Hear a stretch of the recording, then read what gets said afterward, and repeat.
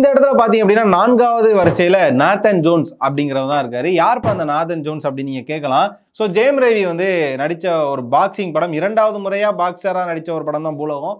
ஒரு படம் நடிக்கிறாரு. அதுல வந்து அவரோட பிசிக்லாம் ஏத்தி ஒரு பக்கம் வந்து மீச தாடியெல்லாம் ஒரு மாதிரி தொகுரா விட்டுக்குன்னு அப்பயே பாத்தீங்கன்னா சார்பாட்டா பரம்பரைக்கு முன்னாடியே ஒரு பரம்பரை சண்டையை வந்து அவர் எடுத்துட்டு வருவாரு.